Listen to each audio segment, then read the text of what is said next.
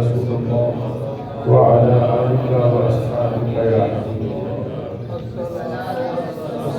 السلام عليك يا رسول الله وعلى آلك وأصحابك يا حبيب الله. احباب گرامی، رمضان المبارک کی مبارک اور مقدس گھڑیوں میں خاکخاصہ کی اس علمی اور روحانی درسگاہ میں علامہ رانا تنویر صاحب کی صدارت میں اور آپ حاضر ہیں۔ قرآن عزیز فرقان حمید نے ہمیں ہر اعتبار سے روشنی اور رہنمائی عطا فرمائی۔ سبحان اللہ۔ روشنی کا مینار قرآن ہے۔ جو بھی روشن ہونا چاہتا ہے وہ قرآن سے رشتہ جوڑ لے، اللہ اسے روشن کر دے گا اور اس کو اللہ تعالیٰ روشنی کا مینار بنا دے گا۔ سبحان اللہ۔ تلاوت کردہ آیہ مبارکہ میں اللہ نے فرمایا فَمَنْ حَاجَّكَ فِيهِ مِنْ بَعْدِ مَا جَاءَكَ مِنَ الْعِلْمِ، محبوب جو آپ سے جھگڑتے ہیں اس معاملے کے اندر کہ من بعد ما جاءک من العلم، کہ تیرے پاس علم آ چکا ہے۔ جاہل آدمی سے عالم جھگڑے یہ بھی بنتا نہیں، کیونکہ عالم جب کسی جاہل سے جھگڑے گا تو جاہل سمجھنے کی بجائے دشمن بڑھ جائے گا، اور جاہل عالم سے جھگڑے، عالم جاہل سے جھگڑے تو عالم کا بنتا ہی نہیں، اور جاہل عالم سے جھگڑے تو قرآن نے اس کے بارے میں بڑا واضح سبق دیا ہے۔ فَإِذَا خَاطَبَهُمُ الْجَاهِلُونَ قَالُوا سَلَامًا، جب جاہل تیرے ساتھ جھگڑا کرے تو ان کو پھر سلام ہی کہہ دو، ان سے الجھنے کی ضرورت نہیں۔ لیکن جو آداب گفتگو ہے، اگر بات کرنے والا بھی عالم ہو، مخاطب بھی عالم ہو، متکلم بھی عالم ہو، تو پھر گفتگو کے تین طریقے کہ کسی مسئلے کے اندر اگر بحث ہو جائے تو اس بحث کو مناظرہ کہتے ہیں۔ کیا کہتے ہیں؟ مناظرہ، یعنی نظر و فکر کے ساتھ کسی ایسی بات تک پہنچنا جو حق کے مطابق ہو، اس گفتگو کا نام مناظرہ ہے۔ اور بدقسمتی سے جس دور میں ہم جی رہے ہیں، یہاں مناظرے کو ایک گالی بنا دیا گیا، مناظرے کو بالکل بین کر دیا گیا، حالانکہ مناظرہ 1400 سال سے جاری و ساری تھا، اور ہمارے تاریخ کی اور علمی دنیا کی کتابیں بھری پڑی ہیں۔ جتنے بھی فرق باطلہ ہیں ان کی اطلاع اور خبر عام سادہ لوگوں کو مناظرے کے ساتھ ہی ہوتی تھی۔ اب اس کے اوپر انہوں نے بین لگا دیا کہ بھئی یہ کرنا ہی نہیں، یہ جائز ہی نہیں، یہ ممنوع ہے۔ دوسری صورت ہے مجادلہ، جس کو بین ہونا چاہیے وہ مجادلہ ہے، خواہ بخواہ کا جھگڑا، میں نہ مانوں۔ اور تیسری صورت ہے مقابلہ، مجادلہ کے اندر دونوں بندوں کی نیت صرف جھگڑا ہوتی ہے، اور مقابلہ کے اندر دونوں بندوں کی نیت یہ ہوتی ہے کہ ایک دوسرے کو ذلیل کرنا، کہ خصم اور فریق اول دونوں آپس میں اس وجہ سے بحث کرتے ہیں کہ تاکہ میرا علم ظاہر ہو جائے اور اس کی جہالت عیاں ہو جائے۔ مجادلہ اور مقابلہ دونوں حرام ہیں اور مناظرہ جائز ہے. اور اگر بحث کرنے والے دونوں عالم ہوں، مناظرے میں دونوں جہتیں برابر ہو جائیں، بات کسی طرف نہ لگے، تو اس کو مباہلہ کہتے ہیں کہ دونوں پارٹیاں مل کے اللہ تعالیٰ کی بارگاہ میں دعا کریں کہ یا اللہ ہماری گفتگو سے، ہمارے کلام سے، ہماری بحث سے ہم حق تک نہیں پہنچے، اب تو ہم پر حق نازل کر، تو ہم پر حق ظاہر کر، تاکہ ہمیں حق کا پتہ چل جائے اور ہماری وجہ سے لوگوں کو بھی حق بات کا علم ہو جائے. سبحان اللہ. اب نبی پاک صلی اللہ تعالی علیہ وسلم کی خدمت میں نجران کے عیسائیوں کا ایک وفد آیا جو عالم تھے، پادری تھے، اور آج کل اس کو پوپ کہتے ہیں، پہلے اس کو اسقف کہتے تھے. جو بڑا عیسائیوں کا پادری ہوتا، پادریوں کا بھی امام، اس کو اصطلاح شریعت میں اسقف کہتے ہیں. وہ آئے، انہوں نے نبی کائنات امام الانبیاء صلی اللہ تعالی علیہ وسلم سے گفتگو کی. چنانچہ قرآن کہتا ہے فَمَنْ حَاجَّكَ فِيهِ مِنْ بَعْدِ مَا جَاءَكَ مِنَ الْعِلْمِ، جو آپ سے جھگڑا کرتے ہیں اس کے بعد کہ آپ کے پاس علم نبوت آ چکا ہے. اب عالم سے تو بحث ہو جائے، نبی سے بحث کیسے ہو جس کا علم مشاہداتی ہو، جس کا علم وحی ہو، وحی الہی ہو، جس کا علم قطعی ہو. ایک علم ظنی ہوتا ہے اور ایک قطعی ہوتا ہے. تمام علوم کے ذرائع، یہ جو حواس ظاہرہ خمسہ، حواس خمسہ ہیں، ان سے جو علم حاصل ہوتا ہے یہ بھی ظنی ہے، پکی بات نہیں ہے. اور اس ظنی علم کے بارے میں میرے آقا مولا نے دعا کی اللہم آرینا حقائق الاشیاء کما ہوا، یا اللہ اشیاء کی حقیقتیں مجھے دکھا جیسے وہ ہیں. حالانکہ نبی پاک صلی اللہ علیہ وسلم کو ہر شے کی حقیقت نظر آتی تھی. جو آپ کا علم ہی قطعی تھا، آپ کا علم ہی وہی تھا، تو رسول پاک نے یہ تعلیم امت کے لیے دعا کی کہ قیامت تک میرے امتی اس بات پر قائم رہے کہ اللہم آرینا حقائق الاشیاء کما ہوا. اب آپ کو یہ مائک نظر آ رہا ہے، مجھے آپ نظر آ رہے ہیں، آپ کو میں نظر آ رہا ہوں. آپ کی ظاہری وجاہت سے جو آپ کی تصویر میرے ذہن میں ہے، میرے خیال میں جو آپ ہیں وہ ممکن ہے غلط ہو جائے.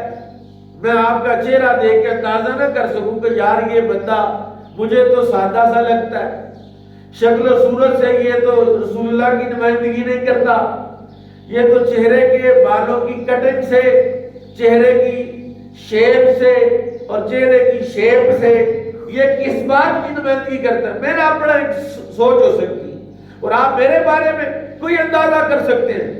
تو رسول پاک نے فرمایا نہیں، ایسا نہ کرنا. اللہم آرینا حقائق الاشیاء کما ہوا، یا اللہ مجھے اشیاء کی حقیقتیں دکھا جیسے وہ ہے، ایسے نہیں جیسے مجھے نظر آتی. اس لیے رسول اللہ نے فرمایا ظن المؤمنین خیرا، مومن کے بارے میں اچھا گمان کرنا ہے، برا گمان کرنے کی اجازت، بد گمانی اسلام میں حرام ہے، جائز نہیں ہے. اجتنبوا کثیرا من الظن ان بعض الظن اسم. اسلام کی قرآن کی تعلیم ہے باقاعدہ کہ بہت زیادہ بدگمانی سے بچو، کیونکہ بعض گمان گناہ ہوتے ہیں. بعض گمان کیا ہوتے ہیں؟ گناہ ہوتے ہیں. سمجھ آ رہی ہے نا؟ میں آپ کو جو باتیں کر رہا ہوں سمجھ آ رہی ہے نا؟ تو نبی کریم صلی اللہ تعالی علیہ وسلم سے حضرت ابوبکر صدیق رضی اللہ تعالیٰ عنہ عرض کیے کہ حضور مجھے کوئی دعا تعلیم فرمائے جو میں اللہ تعالیٰ سے مانگا کروں. حضور نے فرمایا دعا مانگو اللہم آرینا حقائق الاشیاء کما ہوا، اللہم آرینا الحق حقا وارزقنا اتباعہ. یا اللہ حق کو حق کر کے مجھے دکھا اور اس حق کی اتباع کرنے کی مجھے توفیق بھی عطا فرما.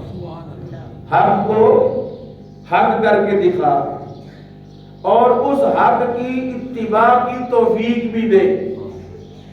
اللہم ارنا الباطل باطلا وارزقنا اجتنابہ. یا اللہ باطل کو باطل کر کے دکھا اور مجھے اس باطل سے بچنے کی توفیق بھی عطا فرما. سبحان اللہ. بعض اوقات بندے کو حق کا پتہ نہیں چلتا، حق مستور ہے، اس کے اوپر حجاب آ گیا، وہ نظر چاہیے. تو جب ابوبکر صدیق جو اس کائنات میں انبیاء کے بعد افضل البشر ہے، ان کو یہ رسول اللہ تعلیم فرمائے اور ہمارا کس بات کی مولی ہے کہ ہم سمجھیں کہ یہی حق ہے. اب ہوا یہ، انہوں نے جناب عیسیٰ علیہ السلام کے بارے میں سوالات پوچھے، جناب آدم کے بارے میں نجران کے عیسائیوں نے رسول اللہ سے پوچھے. ایک سوال، دو، تین، چار، پانچ، جتنے بھی سوالات کیے، رسول پاک صلی اللہ علیہ وسلم کا جواب تو تھا وحی الہی. سبحان اللہ. کیا تھا؟ وحی الہی. ٹو دی پوائنٹ، صاف جواب. اب وہ چونکہ دل میں مقابلہ کی نیت سے آئے تھے، مجادلہ کی نیت سے آئے تھے، ان کا مقصود حق تو تھا ہی نہیں. انہوں نے کہا جی آپ نہیں مانتے، ہم مطمئن نہیں ہیں آپ کے سوالوں سے، آپ نے جو جواب دیے ہیں ہماری سیٹسفیکشن نہیں ہوئی. اب ظاہر بات ہے مناظرہ مجادلہ مقابلہ کے بعد چوتھی صورت تو مباہلہ ہی ہے. حضور نے فرمایا ایسا کرو کہ صبح نماز فجر کے بعد تم بھی آ جاؤ. فَقُلْ تَعَالَوْا نَدْعُ أَبْنَاءَنَا وَأَبْنَاءَكُمْ وَنِسَاءَنَا وَنِسَاءَكُمْ وَأَنفُسَنَا وَأَنفُسَكُمْ ثُمَّ نَبْتَهِلْ فَنَجْعَلْ لَعْنَةَ اللَّهِ عَلَى الْكَاذِبِينَ. فرمایا تم اپنے بیٹے لے آؤ، ہم اپنے بیٹے لے آتے. تم اپنی عورتیں لے آؤ، ہم اپنی عورتیں لے آتے. تم اپنی نفس لے آؤ، اپنا آپ لے آؤ، ہم اپنا آپ لے آتے. پھر بیٹھ کے دعا کرتے ہیں، ثم نبتہل، پھر مباہلہ کرتے ہیں، فنجعل لعنۃ اللہ علی الکاذبین. اور پھر ہم دعا کرتے ہیں یا اللہ جھوٹوں پر اپنی لعنت نازل کر. ویسے یہ بات ذہن میں رہے کہ جھوٹا کسی قسم کا بھی ہو وہ لعنتی ہوتا ہے. جھوٹا کسی شکل میں ہو، کسی صورت میں ہو، کسی قبیلے میں ہو، کسی علاقے میں ہو، وہ لعنتی ہوتا ہے. اور میرے کریم آقا نے تو فرمایا جب ایک بندہ جھوٹ بولتا ہے تو رحمت کا فرشتہ اس جھوٹ کی بدبو سے اس سے میلوں دور چلا جاتا ہے. اس کا مطلب ہے ہمارے آقا نے فرمایا کہ جھوٹ بو رکھتا ہے اور سچ خوشبو رکھتا ہے. سبحان اللہ. جھوٹ کی بو ہوتی ہے اور سچ کی خوشبو ہوتی ہے. بلکہ میں آپ کو ایک حدیث سنا دیتا ہوں کہ رسول پاک صلی اللہ علیہ وسلم نے ارشاد فرمایا کہ جب کوئی بندہ خیر کا ارادہ کرتا ہے، خیر کا ارادہ کرتا ہے، نیکی کا ارادہ کرتا ہے، اس کے جسم سے ایک خوشبو نکلتی ہے سبحان اللہ. جو فرشتے محسوس کرتے اور اس خوشبو کی وجہ سے فرشتے اس کے قریب آ جاتے. تا وقت ہے کہ وہ خیر کا جو ارادہ کیا ہے اس خیر کو وہ عملی جامہ پہنا دیتا ہے تو فرشتے اللہ کی رحمت اس پر برسانا شروع کر دیتے. سبحان اللہ. اور جب کوئی برائی کا ارادہ کرتا ہے، برائی کا خیال کرتا ہے تو فرشتے اس سے جسم سے اللہ بدبو نہیں نکالتا، خارج نہیں کرتا، یہاں تک کہ وہ برائی کا ارادہ عزم کر لے اور اس کو کر لے.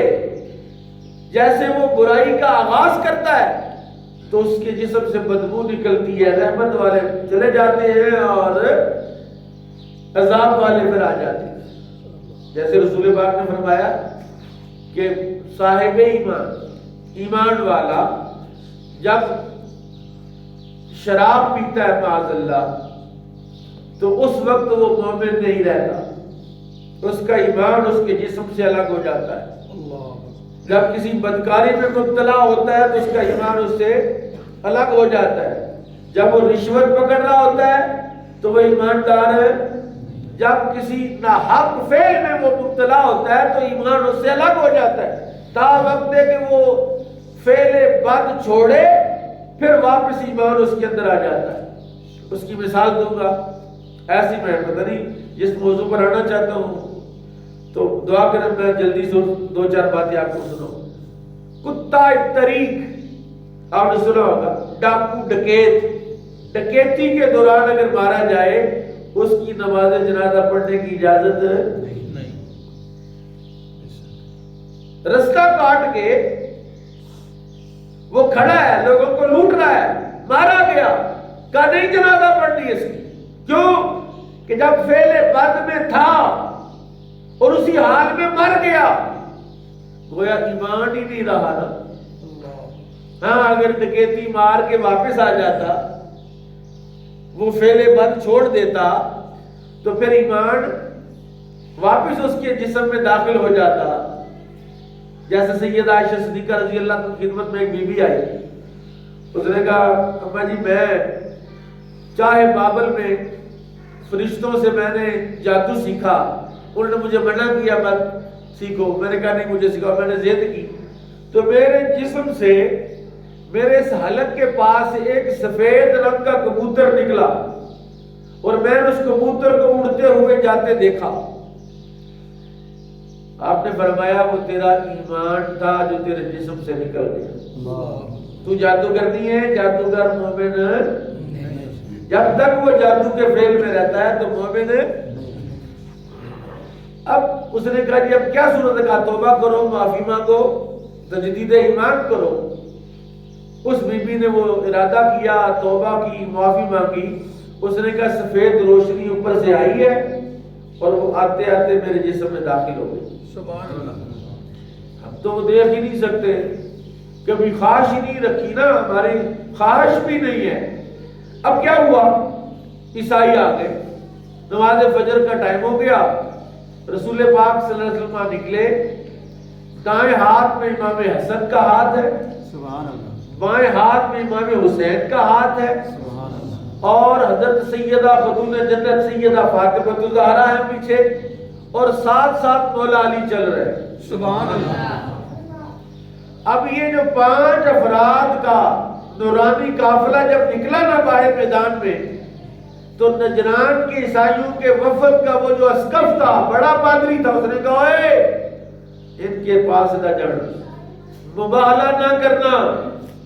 اس نے قسم کھائی، اس نے کہا اللہ کی قسم کھاتا ہوں یہ ایسے چہرے ہیں کہ یہ سامنے جو احد پہاڑ ہے، اگر یہ 5 افراد دعا کرے یا اللہ اس پہاڑ کو یہاں سے اٹھا کے یہاں رکھ دے، جو عادتاً ہوتا نہیں، میرا اللہ ان کی دعا کو رد نہیں فرمائے گا، پہاڑ بھی اپنی جگہ سے ہٹا دے. سبحان اللہ.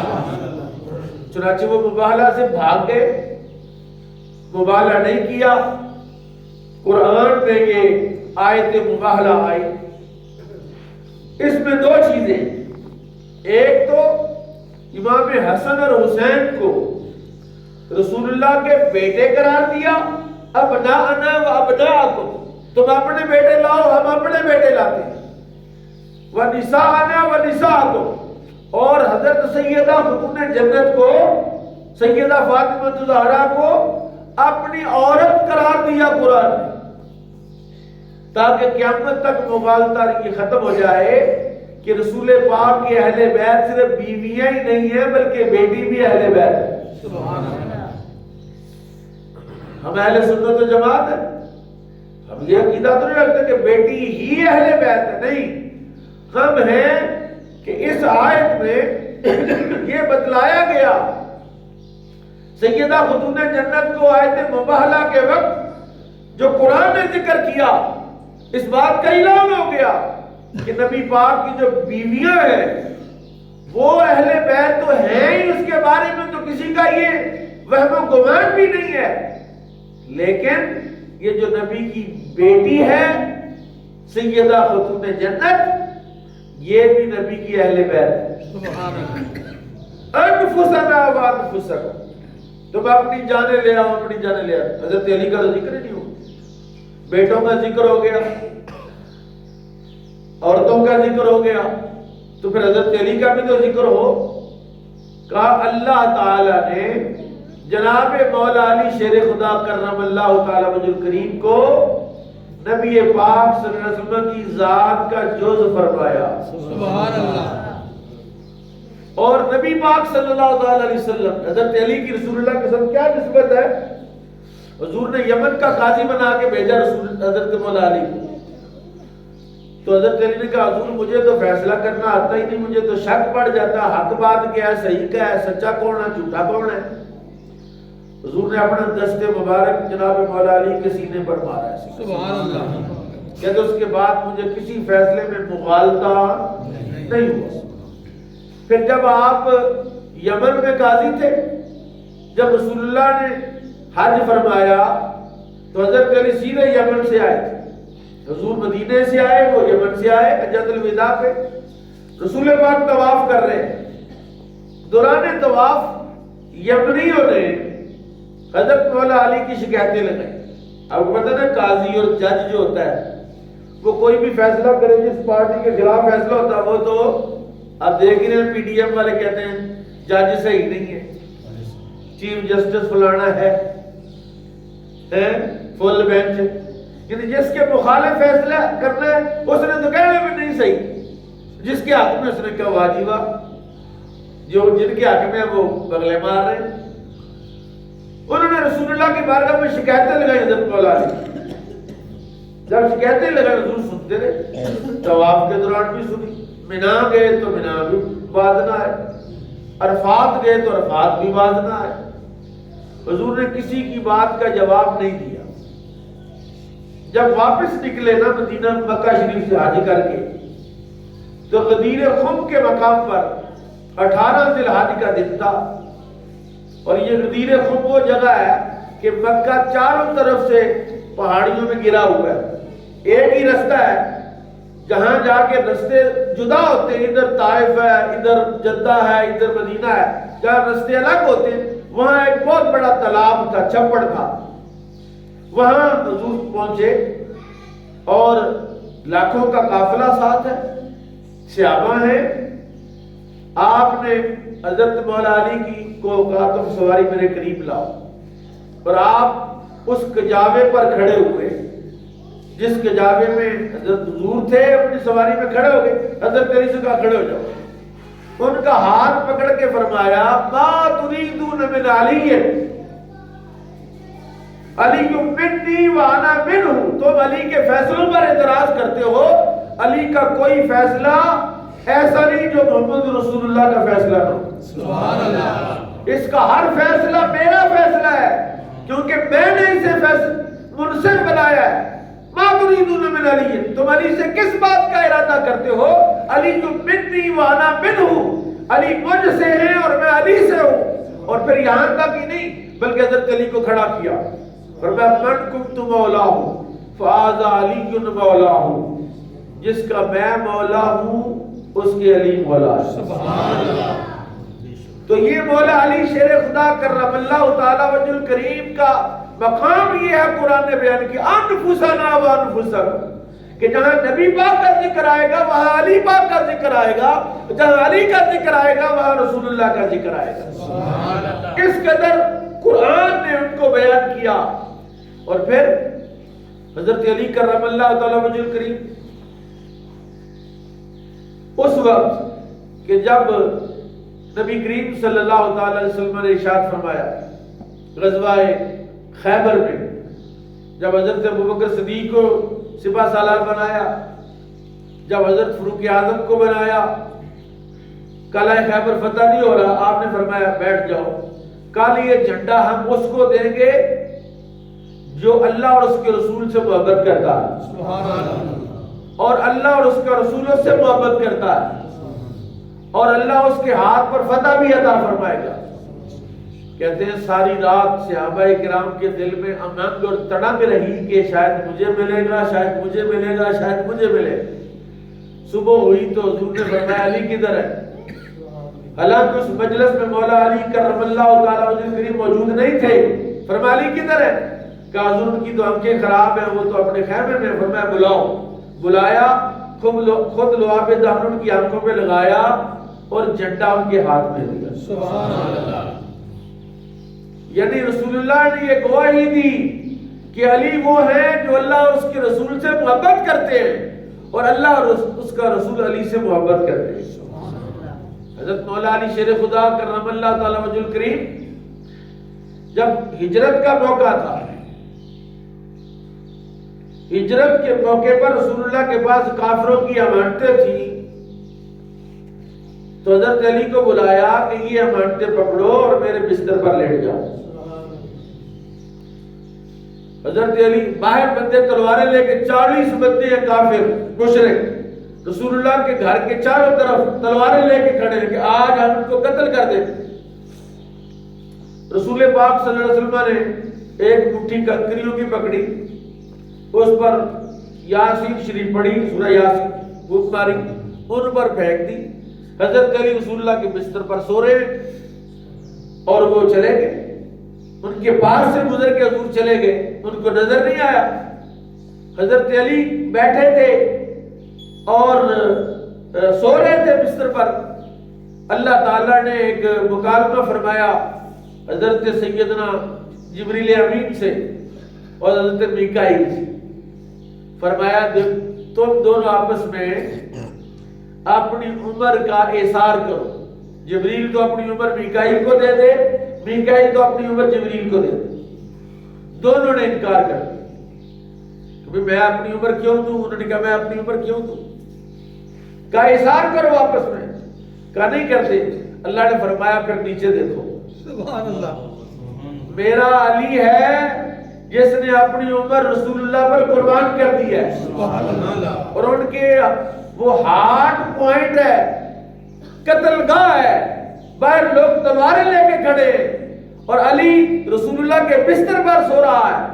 اب تمہارے لیے میں حکم دیتا ہوں، ایک چلا جائے، جبریل تو علی کے سرانے کھڑا ہو جا، میکائیل تو علی کی پائتی کھڑا ہو جا اور ساری رات اس پر پہرا دو، کیونکہ علی وہ ہے جس نے اپنی عمر جو ہے وہ رسول اللہ پر قربان کر دی۔ سبحان اللہ۔ اور کہتے ہیں حضرت جبریل امین آئے تو وہ کہہ رہے تھے واہ علی، سبحان اللہ، واہ علی، سبحان اللہ، ادھر میکائیل کہتے ہیں واہ علی، سبحان یعنی اللہ، علی وہ ہیں جن پر فرشتے بھی واہ واہ کرتے ہیں۔ سبحان اللہ۔ حضرت مولا علی کی ایک اور روایت ہے کہ حضرت فاروق اعظم آپ کو پتہ بہت شدید تھے، سخت تھے، غصے والے تھے، اور حضرت فاروق اعظم حضرت علی کے بارے میں فرماتے لولا کا علی لہلاک عمر، اگر علی نہ ہوتے تو عمر ہلاک ہو جاتے۔ پھر قضیہ کا فیصلہ تھا۔ حضرت مولا علی نے کہا کہ میں نے ارادہ کیا کہ جب فاروق اعظم کا انتقال ہو گیا، میں نے ارادہ کیا کہ جو عمر جو ہے وہ زندگی بھر مسلمانوں کے لیے نفع بخش رہے۔ اب میں قبر کے حالات دیکھوں، عمر کے کہ قبر میں کیا کیفیت ہے، اور ان کو اللہ نے کشف قبور عطا فرمایا تھا، قبر پر بیٹھ گئے۔ سبحان اللہ۔ حضرت فاروق اعظم کے پاس منکر نکیر ڈراؤنی شکلیں لے کر، ہیبتناک شکلیں لے کر، انہوں نے پوچھا من ربو کا، آپ نے کہا ربی اللہ، ما دینوں کا، دینی الاسلام، ما کنت تقول فی حق ھذا الرجل ھذا نبی و ھذا رسول ھذا محمد رسول اللہ۔ انہوں نے کہا نوم کدومت العروس، عمر کہا اے عمر سو جا جیسے دلہن سوتی ہے۔ سبحان اللہ۔ حضرت عمر نے کہا تمہاری شکلیں دیکھ کے کسی کو نیند آئے گی؟ اللہ، مجھے تو رسول اللہ کی صحبت حاصل ہے، میں تو رسول اللہ کا صحابی ہوں، سبحان اللہ، میری تو زندگی رسول اللہ کے ساتھ گزری ہے، تو میں تو برداشت کر گیا، اور میرے بعد والے تمہاری ڈراؤنی شکلیں دیکھ کے وہ تو جواب ہی نہیں دے پائیں گے۔ سبحان اللہ، جاؤ اللہ سے کو میں نہیں سوتا، میں کیسے سو سکتا؟ فرشتے گئے رب تعالیٰ کی بارگاہ میں عرض کی مولا وہ تیرا بندہ کہتا ہے کہ میں نہیں سوتا، اللہ نے بھیجا کہ جاؤ پوچھو کیا چاہتا ہے، سبحان اللہ، کیا چاہتا ہے؟ فرشتے آئے کہا میں یہ چاہتا ہوں کہ آئندہ تم کبھی بھی کسی مومن کی قبر میں ڈراؤنی شکل میں نہ آنا، سبحان اللہ، کسی مومن کی قبر میں ڈراؤنی شکل میں نہ آنا، پھر میں سوؤں گا۔ انہوں نے جا کے عرض کی، اللہ نے کہا جاؤ پیغام دے دو میرے عمر کو کہ آج کے بعد کسی مومن کی قبر میں ڈراؤنی شکل میں نہیں آئے۔ سبحان اللہ، سبحان حضرت علی کرم اللہ تعالی وجہ کریم کے الفاظ ہیں، فرمایا وہ عمر زندہ تھا تو مسلمانوں کے لیے نفع بخش تھا، اور اب تو دنیا سے چلا گیا تب بھی مومنوں کو فائدہ پہنچا۔ سبحان اللہ، تو اللہ تعالیٰ حضرت مولا علی کی شان بلند فرمائے اور ان کی عظمت میں اور اضافہ فرمائے۔ وہ تو ہیں ہی جنتی، وہ تو صاحب کمال ہیں، ہمیں چاہیے کہ ان کا کمال جو ہے وہ ہم اختیار کریں اور ان کے طریقے پر اپنی زندگی گزاریں۔ اللہ تعالیٰ اس درس قرآن کو اپنی بارگاہ میں شرف قبولیت عطا فرمائے اور ہماری اس حاضری کو قبول فرما کے اجر جزیل عطا فرمائے۔ وما علیہ الا البلاغ۔